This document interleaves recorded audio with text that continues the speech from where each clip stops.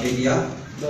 Hari ini kami menyampaikan perkembangan penanganan perkara tindak pidana korupsi pada PT Asuransi Angkatan Bersenjata Republik Indonesia Asabri.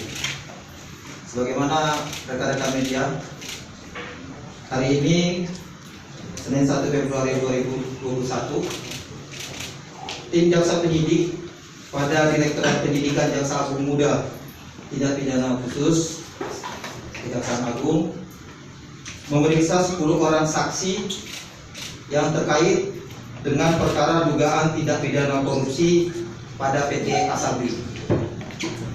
Saksi-saksi yang diperiksa hari ini antara lain ARD selaku mantan Direktur Utama PT Asabri. Kedua, IWS, inisial IWS, selaku Kadif Investasi PT Asabri. Ketiga, AWD selaku Direktur Utama PT Millennium Capital Management. Keempat, BE selaku mantan Direktur Keuangan PT Asabri. Kelima, SW selaku Direktur Utama PT Asabri. Keenam, HS selaku Direktur PT Asabri. Ketujuh, EHP selaku Direktur Utama PT Insight Investment Management. Kedelapan, FF selaku Direktur Utama PT Mega Capital Investama. Kesembilan, AH selaku Direktur Utama PT Lautan Dana Investment Management. Dan ke-10, LP selaku Direktur Utama PT Prima Jaringan. Dari ke-10 orang yang diperiksa sebagai saksi pada hari ini, 6 diantaranya ditetapkan sebagai tersangka dalam perkara tersebut. Mohon maaf, ada 8 yang ditetapkan sebagai tersangka dalam perkara tersebut. Perlu kami sampaikan, ke-8 tersangka tersebut adalah pertama AD atau ARD, kemudian SW, kemudian BE, kemudian HS, kemudian yang ke-5 IWS,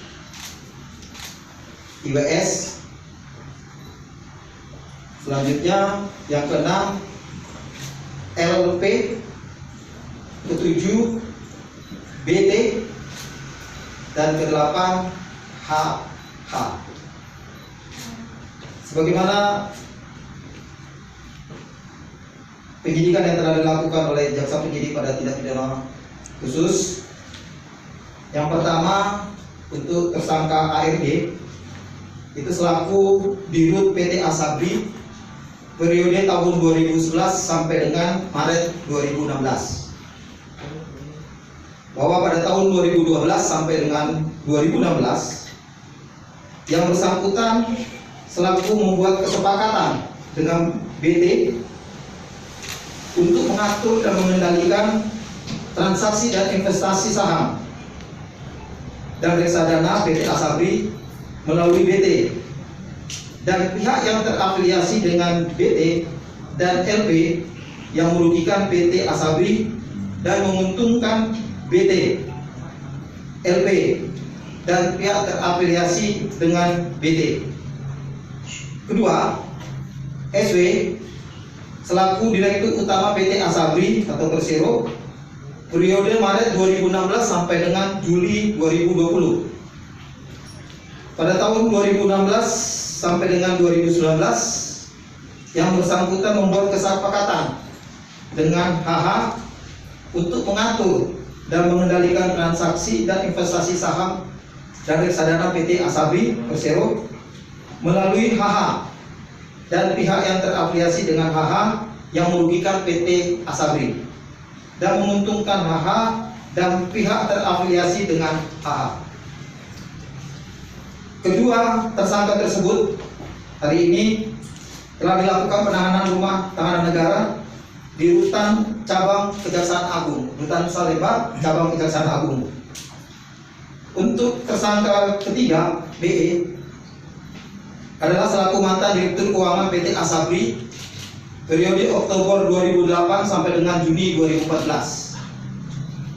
Keempat, tersangka HS selaku Direktur PT Asabri Persero periode 2013 sampai dengan 2014 dan 2015 sampai dengan 2019. BE dan HS bertanggung jawab dalam perencanaan, pengelolaan investasi dan keuangan, serta pengendalian, menyetujui pengaturan dan pengendalian investasi saham dan reksadana PT Asabri yang dilakukan oleh BT dan HH tanpa melalui analisis fundamental dan analisis teknikal yang merugikan PT Asabri dan menguntungkan BT dan HH. Kelima, IWS selaku Kadif Investasi PT Asabri Juli 2012 sampai dengan Januari 2017. Tersangka berikutnya LP selaku Direktur Utama PT Prima Jaringan.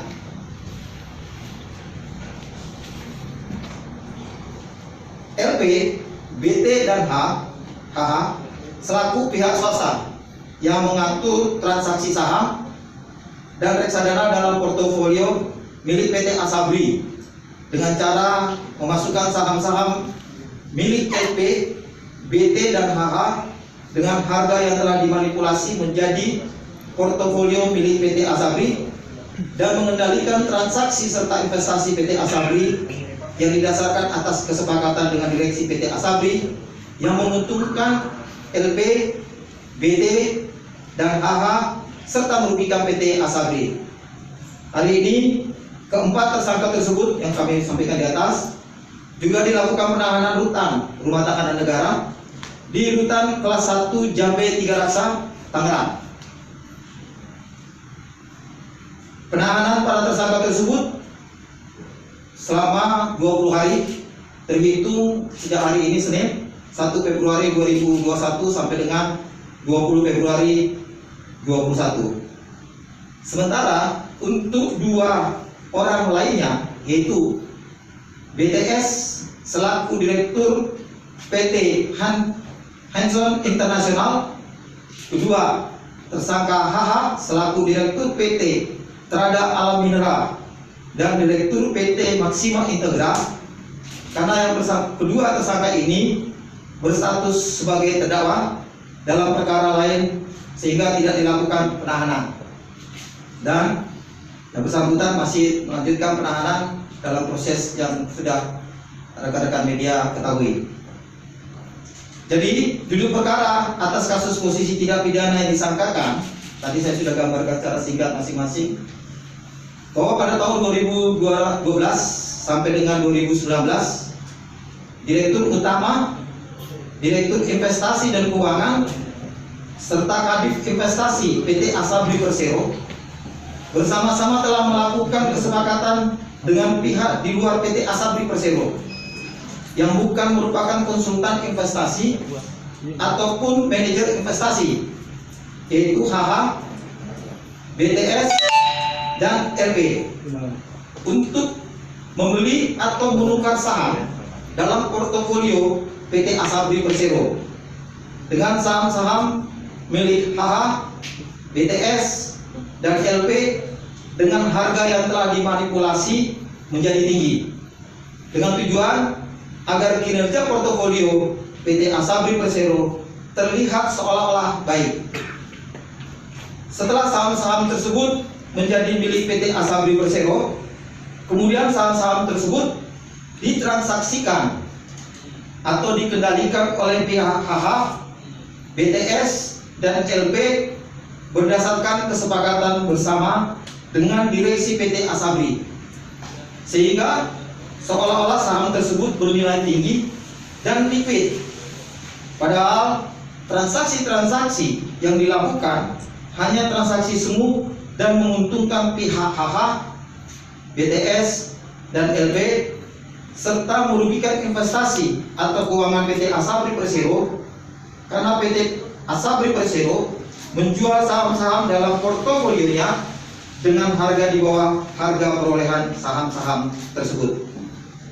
Untuk menghindari kerugian investasi PT Asabri Persero, maka saham-saham yang telah dijual di bawah harga perolehan ditransaksikan atau dibeli kembali oleh nomine HH, BTS, dan LP, serta ditransaksikan atau dibeli kembali oleh PT Asabri Persero melalui underlying reksadana yang dikelola oleh RI yang dikendalikan oleh HH dan BT.